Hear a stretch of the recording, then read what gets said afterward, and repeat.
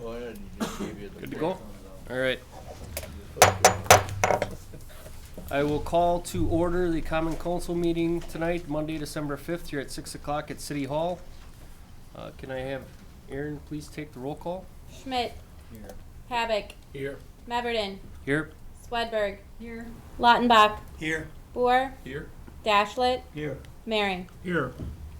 All right, everyone in attendance. Can I please ask everybody to rise for the Pledge of Allegiance?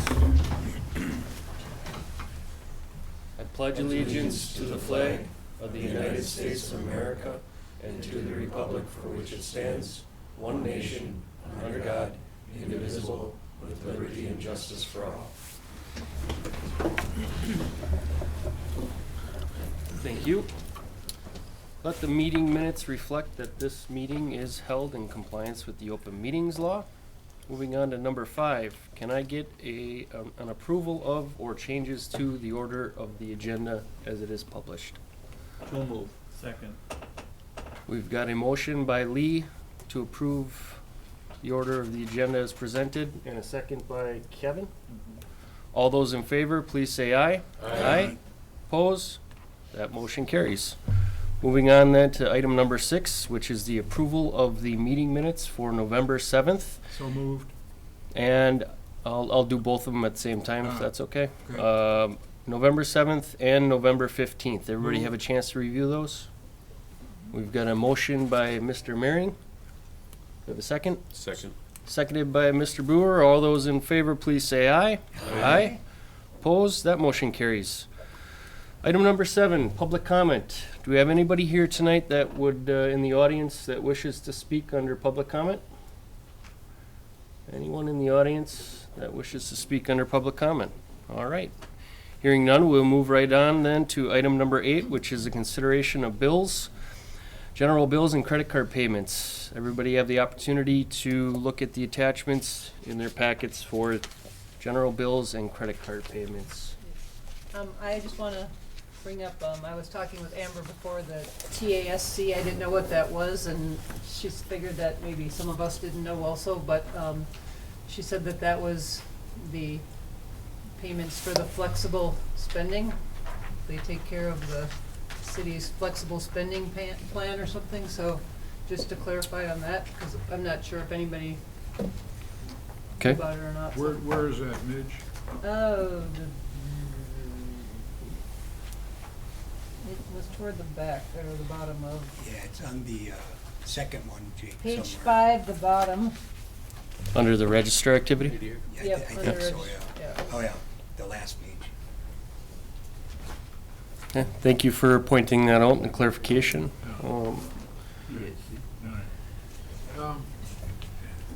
Do we pay, we obviously pay a registration fee for vehicles? Do we pay a registration? On plates? Yeah. One time we pay a registration. It's a fee. one-time deal? Yes. And the utilities is not on municipal plates, it's on commercial plates? No, the utilities have municipal plates.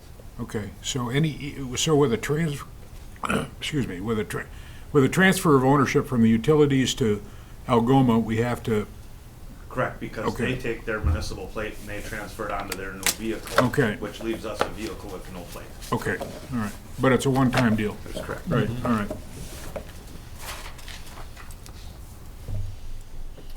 Thanks, Jake. Any other questions from the council regarding the statement or register activity? None?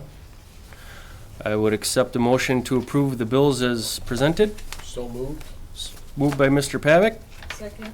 and a second by Midge. All those in favor, please say aye. Aye. Scott, could we get a roll call? Roll call, yeah. Oh, rookie mistake. I was just How about we do a roll call vote on that? All right, we'll start with you. Scott, I will say yes. Kevin, Yes. Lee, Yeah. Jake, Yes. Steve, Yes. Casey, Yes. John, Yes. Midge. Yes. Motion passes. All right. The verdict is The other way is easier, but yeah. Thank you, everyone. Committee reports. Not that we need to go through all of these one by one, but did everybody get a chance to review the committee reports? Does anybody have any questions regarding any of the committee reports from last month that they would like to bring up? I make a motion to approve the committee reports. Got a motion to approve the committee reports as presented by Lee. I'll second that motion. All those in favor, please say aye. Aye. Aye. Oppose? That motion carries. The reports are approved. Thank you. All right, moving on. We've got no Board of Appeals, no Board of Review. Under old business, item number 11, moving on to old business, an update on the public safety facility building. Matt, is there something you want to add? Yeah, so everybody has finally a copy.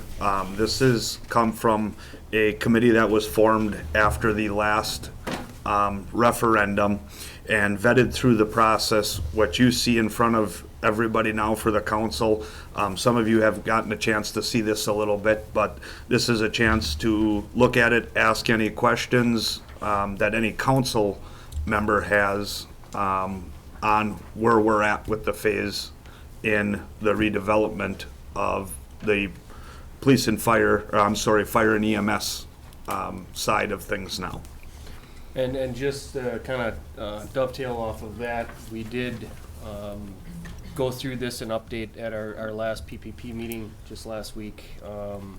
And where it stands, as you guys know, we approved to move forward with the topographies and kind of getting the ball rolling with that aspect, and so we can actually get a solidified, accurate number for the voters and citizens to have when choosing whether or not we move forward with this. Did that, and I forget what we call it, but the land delineation, maybe? I don't know what it was called. Oh, the Did topography. that go through, and are we all good on that?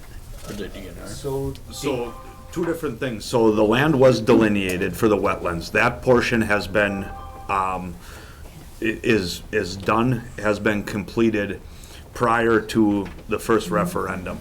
The second thing now that the council decided is to move forward with Robert E. Lee to dig some test pits. That's what I was And, talking okay, so that's where we are now. That work will be performed here on December 14th. Oh, it's not done yet, okay. Robert E. Lee will have their soil guys out here. We will do the digging, and then their analysts will put that together and get that data back to us, Okay, thank you. is where that's at now. Is there a reason how they flipped like your living quarters and that were really south of the bays before, now they're north? No, you're always in the same position as they are on the current drawing, unless the page is. Well, upside the down. old drawing, when the police department was connected in that, that's why I was asking, did they redesign the whole system then? Because before it was the bays, and then the south of the building was the police department and I thought the fire department. No. Oh, maybe I'm wrong, okay. No, the way this is kind of laid out, Lee, is the way it was originally with all of the apparatus space on the south side. And then we had some of the mechanical things in this, right off the apparatus bay. And the dormitory, kitchen, meeting room, and offices Oh, were maybe that's in that general area. We did do some relocating of things. Okay. Once Not that it makes a difference, I Right. was just curious if Right. something came up and you decided, or here it looked like, well, now you could come out of the bays quicker and shoot up Belt Street and, and vice versa, where before it kind of Right. looked like you had a kind of jig and jog, when you went out. Yep, no. Okay. Yeah, some of that was due to the mechanicals and the utilities, and then also setting up the capabilities to add on in the future if and when we do so. How does the future police, and maybe you don't know the answer to this yet, because it's facetious, but how does that affect getting into then the fire So, part of that? if and when that even happens, and again, I mean, not to go down the rabbit holes of Correct. hypothetical Yep. additions that we may or may not. The biggest thing I would say to that, Steve, that was changed is that there was a call it like a one-way, where the entrance was gonna be identified and then the exit, and then we've got the parking spots were all kind of angled to follow, you know, that natural traffic flow. And that was also something that was identified in that ad hoc committee as a, you know, potential hazard if, you know, regardless of whether or not it was just fire and EMS or if the police station was added, but trying to control the flow of traffic coming in the one way and then exiting. So you wouldn't have people trying to come in the same outlet that the fire That's kind of what I trucks was might getting be at. going You out, don't want really the police department and the fire department, the entry, the same entry, would you? I mean, For the employees, when there's a call to service and then it's all hands on deck, you want everybody coming in the same way and then leaving the same way so you don't get that backup. Safety concerns. okay, I'll leave it go at that for now. I think your question though, Steve, is at the end of the day, like where the fire and EMS would be coming in, they would not be coming through the police department. Even when the police department was added on, they wouldn't be coming through the Or even police. the public wanting to go to the police department, you wouldn't want them. They wouldn't be going through Oh, the, that way. You know what I'm saying? they wouldn't be going through the apparatus floor to Yeah, get to the police correct. department. No, they would And I have, couldn't see a clear path here, and I know Correct. it's probably because it's not a plan yet, but. that is correct, yes. Okay. All right. Any, Yeah. I just, when I'm looking at this, is there a way to, and I think I had texted you, Scott, but I'm trying to figure out, is there a way to have one less bay where you can just pull out two of the trucks and use a wash bay as opposed to, having that just a separate wash bay? Is there a way to do that? I mean, just any way to keep whittling down the price as far as that's concerned? yeah, I can hit on that, Mitch, and that is a valid concern, and I can tell you that I believe we did, that is something that's an exploration that the ad hoc committee did look at. Okay. But after talking with Jim Theis and the engineers and from a budget level, and talking with the chiefs, could it possibly be done? Yes. The amount of money that it's going to save in the grand scheme of things is very minuscule. I mean, every dollar obviously is Yeah. something that we had to look at, but it's also important to point out, if and when this building goes up, we are putting together a building that's gonna far outlast anybody here on this council. This is the next 50, 75 years plus, so saving X amount of square footage. Not only do we have plans for future expansion, but, you know, we need to plan this for the next 75 plus years, not just looking at it here. But yes, it was discussed. Thank you. So it was discussed, but you're taking a 17 by 75 foot bay, which has 17 by 75 foot of thick and edge slab concrete, 2 extra overhead doors, 2-story of a structure. There might be a savings to this. You have future trucks that we don't even have, a pickup truck and a trailer that could go in the wash bay. To just build a wash bay is we're trying to be frugal here if we want to build this. And we're not being frugal having just one empty bay. Actually, we'd have 2 empty bays because we don't have these future vehicles. One of the things that I'd like to talk about with that wash bay as well, it's kind of serves as a multi-purpose bay, because what our plan for that is to have, there will be basically a fire hydrant inside the building there that we can use when we get to winter season and rural firefighting, where we can't get at a rural water source like we have, your ponds and rivers and lakes and whatnot. So that's basically a drive-through bay so that we can bring tenders in there, drive them in, shut the doors, fill them up, and not have to worry about the freezing, so that they can pass through that way as well. So it's designed for that, and it's also an area where we can do some of our post-fire cleanup.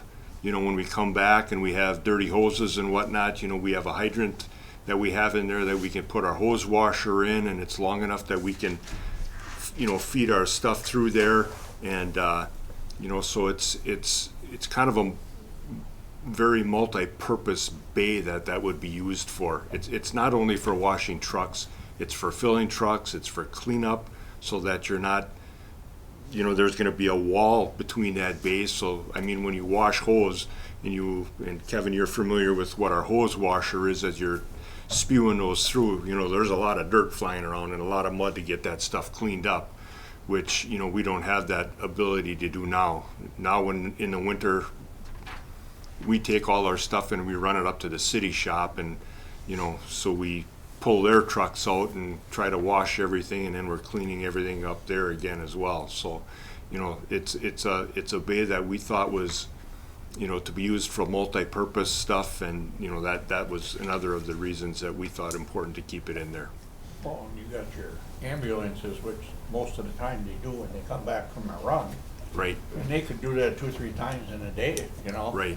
So I mean, rather than having to jog everything around and then you're getting the whole Everything wet. apparatus floor wet and the other truck's wet, you got a bay they can put it, drive in, they can clean it right away, and they can park it where it's done. And to put things into perspective, just to kind of recap, the cost of that one additional bay is 1.4% of the total number. It was $50,000. The budgetary number that they gave us, there was over $200,000 of incidentals that included couches and TVs and, I mean, things that we've already went through at that level, at that meeting, and really got into the weeds. So again, I'm not downplaying this by any means, but it was discussed, it was looked into, and for that dollar amount, I mean, if it was $250,000 or $200,000 to cut a bayout, that's pretty big numbers. But the original numbers that came back in the discussions, they were 1.4%. Can I make one more observation, and just, Yeah. it's just an observation, maybe this isn't hard and fast, but you've got a wash bay with no drain, the catch basin is in the next bay. Wouldn't you want a drain right in that bay with all the dirt and water you're gonna be? I don't know how true this is to a plan that we're gonna sign and So deal on, but- that 18,000 that we voted on to move forward, so we can get the actual HVAC, plumbing, electrical, all those numbers specifically back. That's what we're waiting for. I just noticed in this drawing, 100%. The sand baskets, and Yeah. yeah, you're gonna want that in there. Not the true schematics. Would there be any savings if you made the meeting area section, which is 60 by 75, a one-story structure instead of a two-story? Because we have a two-story structure and we're not putting any type of second floor, No, so there's no savings. two different roof plans. So this is not the same height as the main roof? Or is this actually down there because it's one story instead of two? No, I'm talking with Jim, it was to build the cube from looking at it from the outside. There was a plan that we had where you had two different That's roof what I thought, elevations. yeah. Yep. But it was actually more comprehensive or cost prohibitive to have one box per se. Now, when you're inside that area, it's not necessarily a two-story full. You're You've just got- putting the it's ceiling capped. lower. Yeah. No, there won't be ceilings in there. It'll The only be thing open. that'll like have, this? no, it Just won't the even have that, mezzanines, Kevin. right? In your offices, they'll have ceilings like All the way this, around the horseshoe. Oh, but that inside will be floor to Cap roof. and lid. Full floor. Like you go into a Walmart or something like that. Like a So- mezzanine that you're putting all the way around, correct? Pardon me? A mezzanine? The mezzanine area, Lee, would be from where you see the east side of the EMS storage in the chief office. Yep. Or to be the left side of that. That would be mezzanine on that area to the apparatus bay. Okay. That's your second floor there. And the north and south side, or would they be east and west? So the horseshoe per se, above all of the offices, dorms, that is cap and lid, if I remember correctly. Correct. That- is correct. The guy's I gotta mean, wait till we it- get the true plans and you'll be able to see. It's not a mezzanine. has there been any thought as to making that a solid floor and making that the police station? Sorry. One of the options that we looked at, Steve, was actually doing mezzanine throughout that whole entire area and putting the police department up. That was a cost that we got. Okay, Correct. so you've looked at it, you answered my question. Okay. Was it that expensive? To do the police department above there? You'd have to put an elevator in on. Gets us almost right back to where we originally It were was a year exactly ago. where, because you've got to make everything ADA compliant. Oh, and, okay. yeah. This is, having been involved in the ad hoc committee and also on this side of it and on this side of it, I can confidently tell you that what you have before you was the absolute most cost prohibitive Effective. option that everything was vetted. Now we're just working on getting it down even further and getting an accurate cost, which is why we needed to do the delineation and topography.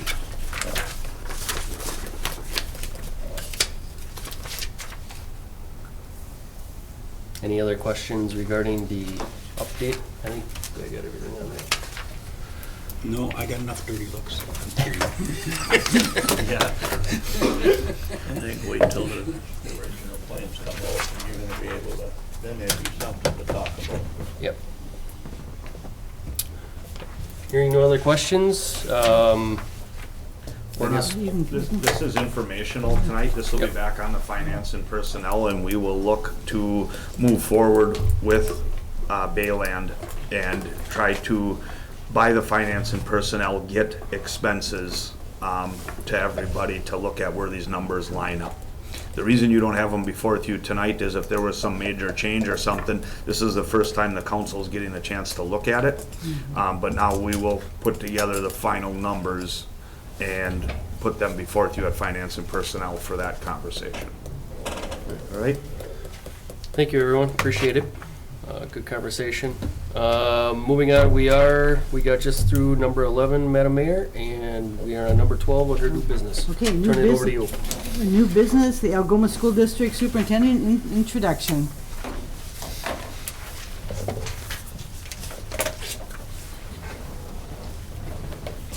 Good evening, everyone. My name is Jesse Brinkman. I have the privilege of being the superintendent for the school district. A few months on the job, just started in July, and just wanted to come and introduce myself, share a little bit about my vision for the district and some things that we're working on. But a little background about myself. I was an elementary principal for 8 years in the Green Bay School District. Prior to that, I was a special ed teacher, so that's my background in teaching. The few months I've been on the job, my priority has been to really get to know the district, get to know the community. And one of the things I've been doing is shadowing every single employee in our district for at least 2 hours. I'm about 80% way through with this right now, and it's really been enlightening because I've been able to see how every single employee in our district leads to the success of our students in our schools. Whether you are a bus driver, you are a food service worker, you are a teacher, we all play an important role in getting our kids to and from school and making sure that they're successful within our schools. So, like I said, one of the priorities is building relationships. So that's why I'm here today. I just wanted to introduce myself and just put a face with a name and share a couple little things that are kind of new to our district that we're working on right now. The first is agriculture. We know agriculture is a big part of our community and our county. And so with partnerships with the other neighboring districts in Kewaunee, we are looking at starting an ag program that would be county-based. We just had a meeting last Saturday over in LC that we brought all of our farming communities, business owners together, and so we are really hoping to start this off next year is our goal. What that would look like is each district would specialize in a special field of agriculture. Algoma may possibly be specializing in some technology areas for agriculture. And so we're going to be working with some business partners and some local farmers, families to see if we can get this in place. So that's really exciting. The second program that we just want to highlight is a firefighter and EMT program that we're looking at partnering with some other districts around us as well. With the help of Tom and meeting with the fire chiefs a few weeks ago, we are looking at starting this where our students, either juniors and seniors, would be able to take Fire 1 and Fire 2 courses through NWTC. They'd be certified and would be able to be a volunteer firefighter or possibly EMT with the city. So speaking with Tom, there's a big need for that in the community, and we're hoping to get that started. The last program I just want to highlight is a Rising Phoenix program. It's a partnership with UWGB that we're looking at exploring. And what it would offer is our juniors and seniors to graduate high school with up to 60 college credits. So that's the equivalent of 2 years in college at a very discounted price. So it's a win-win for everyone. We hope that we can get these programs up and running in the near future here, but The last thing I just want to highlight is I welcome all of you and all the community members to a meet and greet that I'll be holding tomorrow evening from 6 to 7:30 at the Performing Arts Center over at the elementary school. Be very informal, share a little bit more about the district and some vision that we have for the district, and just an opportunity to meet more community members. So thank you for this opportunity. Thank you Thank for you, coming. Jesse. Appreciate it. Thank you. Okay, the next item, the premise description amendment for Von Steel Winery. Brad, wanna come on up? All right, so before you tonight, you have a letter that Brad Schmeling from Von Steel Winery had put before us to amend the license for his Class B winery license to include the production facility. We talked about this at the PPP committee. It was recommended at the PPP committee, and they had asked that Brad come here and kind of just explain his vision for this amendment. So, Brad, all you. Here we go. It's easy to get nervous up here. You all are very intimidating. So, my name is Brad. I've been with the winery since 1981. More child labor in the first part, and bought it in 2003 along with my brother from our parents. As many of you know, we extended our Class B license and probably approved it from our winery building to our cider bar this summer, and that was a nice success and a nice chance for us to grow our business. When we were at a meeting with the Department of Revenue a couple of years ago over an issue that we were having with them in multiple Class B licenses, it actually came up as a suggestion from them to extend over to the production building, as a lot of wineries will have events and tours and different things in their production spaces that will then have wine tastings. So what we're hoping to do is to be able to have some specialty wine tours, specialty paid ticket events where we can utilize some of our warehouse space to bring more people in during the winter.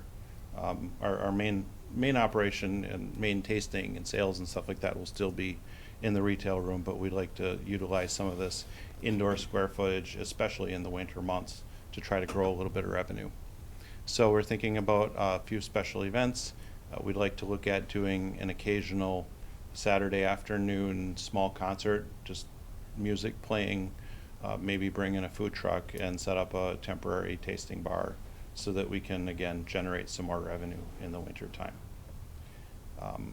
Let's see, there's one more thing. So we've had our DSP, distilled spirits permit from the federal government for about 4 years, but due to an issue with the multiple Class B licenses, the state wouldn't allow us to get our rectifiers permit. Well, we were able to clear that up a few weeks ago. So as of today, with a bond from Weber Insurance, we sent in our official application for a distillery. So that's in our future. And one of the things that comes up with that is, well, where are we going to put another tasting room? As you know, we already have tasting room in both places. And of course, codes aren't in a way that we can do that in production at this point, but we could look at a renovation that would potentially allow us to open up a distillery and a spirits tasting room then in the production building. It'll be like the old days at the Red Devil or Kazi's. I don't know if any of you remember those names, but there was a bar in that corner of the building. So that's what we have in mind. Thank you, Brad. Is that it? Does Thank you. anybody have any questions for Brad about the amendment? You pretty much verified what we thought you were going to do with it, so thank you for coming in and clarifying that for us. And the state looks at your various facilities as a campus? Would that be a good assumption? The best way to describe it is when we were asking them about where we could have our Class B, was they brought up the idea of a golf course that would have a wine or a liquor license that would extend across the street. Okay. So like Alaska has, golf course on both sides, and you can serve alcohol. And they said as long as you can draw a line from one property to another across the road, then you can connect them. And just like by that much, we're able to do that from the cider bar corner to the production building. Works for me. Thank you. Thank you, Brad, appreciate it. All right, so I'm looking for a motion to approve the amendment as requested in the handout that you all had for the new. So moved. Second. Wait a minute. Everybody approves. Put alcohol on there. Anybody Anybody just- wants to get their name on that one. Okay, so did We want to get it going. Did John make the motion and Lee seconded it? That's fine. That sounds good. Okay. I'm surprised he didn't bring a taste test. You haven't voted yet. Yeah, exactly. You guys want to vote yes here? Here's a I'm taste. just glad that that line was straight and not like this. Be one deal. All right, you just want all in favor? Yeah. All in favor? Aye. Opposed? Okay, motion is approved. Okay, then we go on to the resolution for the Knutson Hall. All right, before we get that, you had a facility use agreement put in front of you. This is the exact same one that I believe we signed in January of this year. The ADRC of Manitowoc County is currently up in Knutson Hall Monday through Friday, providing Meals on Wheels. The program has been successful. They are very easy to work with, very nice. I think many times they leave the building cleaner than what they found it in. Case, do you have anything to add on that? No. The terms are the same. They pay us once a month, $100, same rent. Literally, the only thing that changed in this contract was the date. So, Do you need an approval for the agreement form? there's a resolution authorizing the city administrator to enter into a rental agreement with Aging and Disability Resource Center, the ADRC, of the Lakeshore for the use of Knutson Hall. What she said. I'll make a formal motion to approve resolution number 1149-2022. I'll second that motion. Okay, would you do a roll call on that? Sure. Dashlet, Yes. Havoc, Yes. Hoare, Yes. Maring, Yes. Lautenbach, Yes. Swedberg, Yes. Meverden, Yes. Schmidt. Okay, and that passes. Then next resolution, the agreement of property with the RDA number 2. Yes, oh, go ahead. You have resolution 1150-2022, which is a resolution authorizing a purchase agreement for city-owned properties within RDA number 2. We discussed this at Finance and Personnel last month. Is that correct? Briefly, yes. So what you have before you is the resolution and the real estate purchase agreement that Commonwealth now will take for moving forward to get their tax credits to continue the development or to start the development where their tax credits come back. So that's what you have before you today. Both our attorneys and Commonwealth's attorneys have both vetted this and have gone through it before it came before you tonight. Matt, I kind of read it, but I didn't see anywhere where it said, because we have to replace the properties, the living that we had here, but it doesn't say that in here how much they have to build, does it? Now, is that going to be an issue? Like, could they come now and build a bar? No. You know what I'm saying? No, they can't. So, But I didn't see that it says you have to build this many units. Well, it doesn't, Steve, on the first page, signature page, it says buyer intends to use the property as affordable multifamily Yeah, I saw housing that, for but intended we uses. have to fulfill our commitment, so we have to make sure they fulfill theirs. and that's where Jake, where Alderman Marion is stating, we're on this first page where they have to agree to build LMI housing. It also references pages 2 and 3 with all of the details. Is there, that's what I was saying, I didn't see the details, did I miss it? Development agreement contingency, I think number 11. Yeah. I know that our legal team and their legal team went back and forth on this thing a couple of times, right, Matt? Yes, they have been. Well, and I believe that the RDA and the tax grants specify Correct. what the use count needs to be. It needs to be identical or more than the existing development. isn't it? It's significantly more, Or but si- yes. But this is gonna be significantly more, but it's gotta be, Yes. yeah. It's gotta house at least the same number of people that were displaced for the grants to go forward.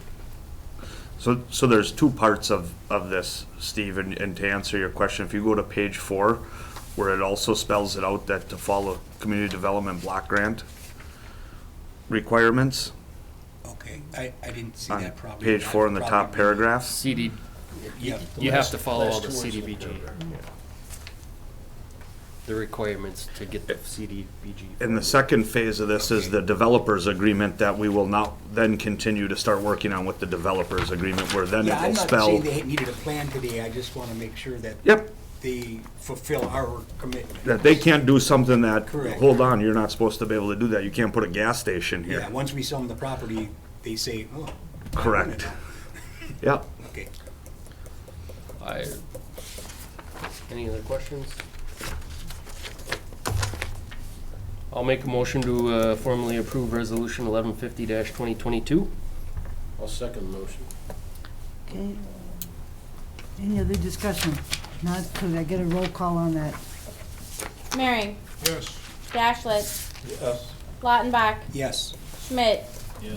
Meverden, Yes. Swedberg, Yes. Orr, Yes. Pavic. Yes. Motion carries. Okay, then we're on to the administrator's report. So the administrator, a couple things that I have here, the redevelopment area number 2 we had just discussed. But I think everybody has probably seen now that they are substantially complete with the project. The lot has been completely done. Topsoil has been placed down, it's been seeded and straw matted until future development would start, which we're aiming, hopefully, everything continues on this path, will be spring, June, that we would start that phase of it. And we're working a lot of behind the scenes things, just because there's nothing going on down there doesn't mean the project has stopped. Working with the cable room, myself and our treasurer, Amber, will be working to put something together.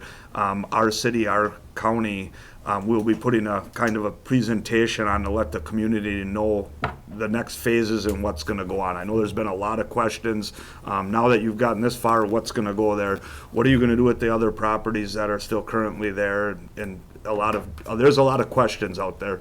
So in January, we'll be doing that, try to answer a lot of those questions that people have and try to shed some light to what's about to come.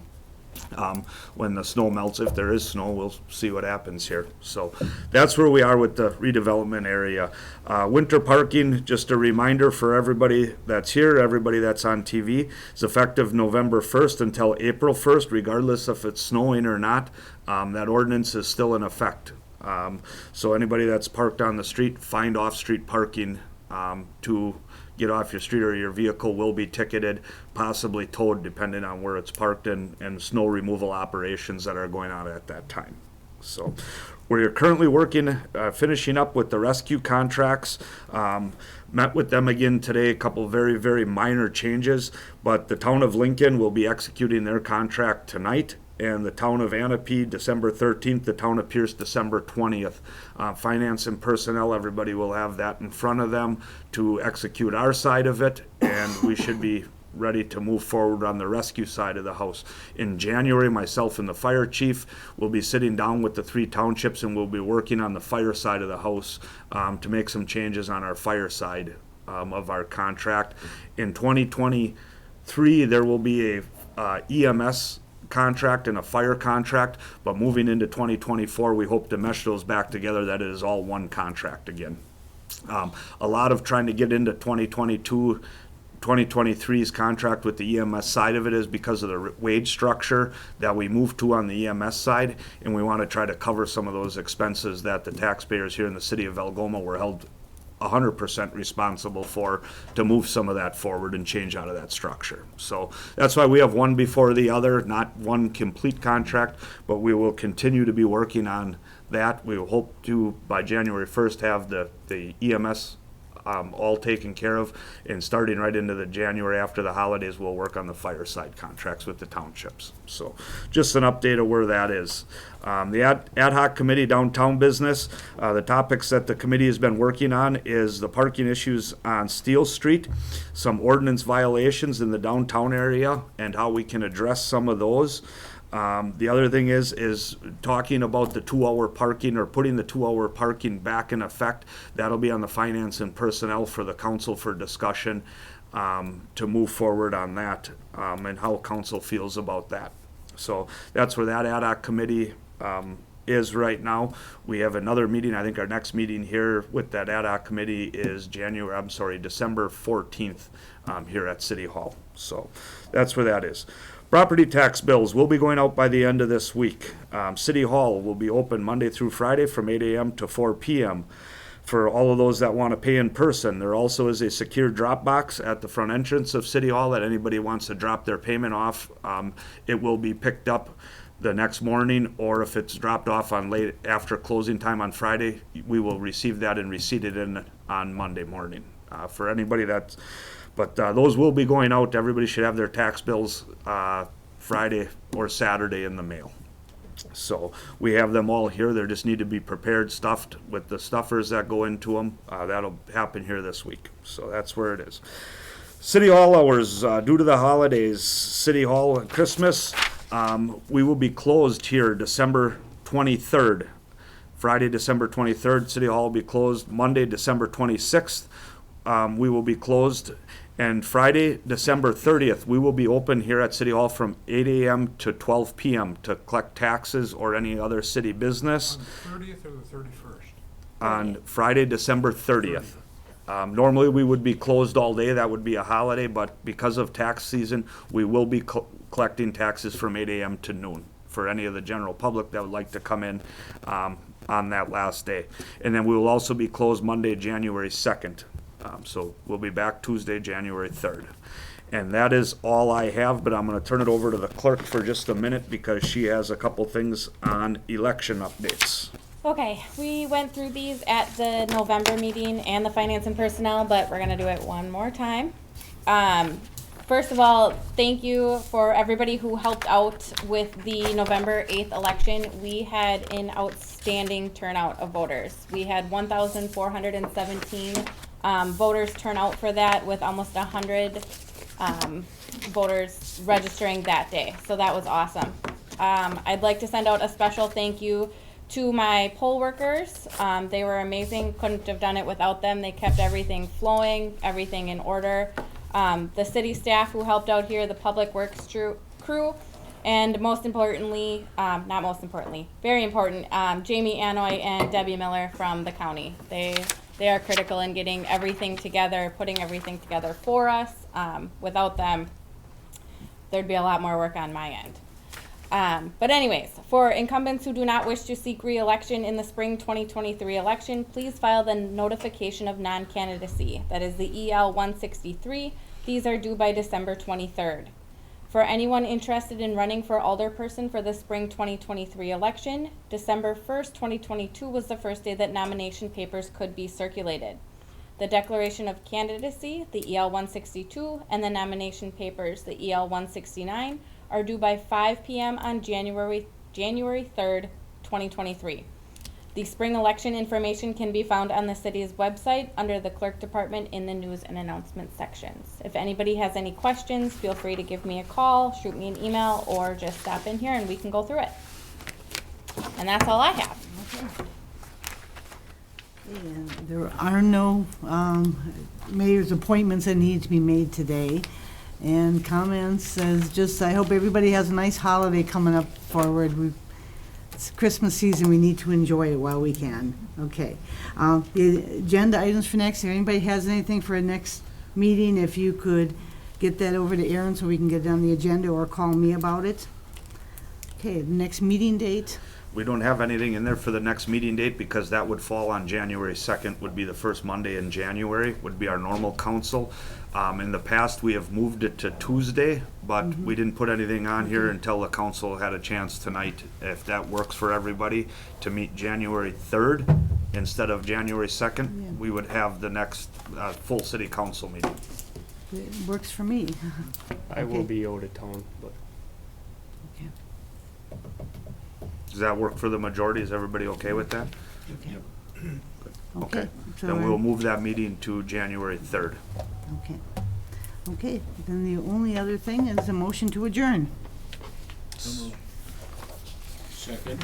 All in favor, say aye. Aye. Opposed? Hearing none, we are adjourned.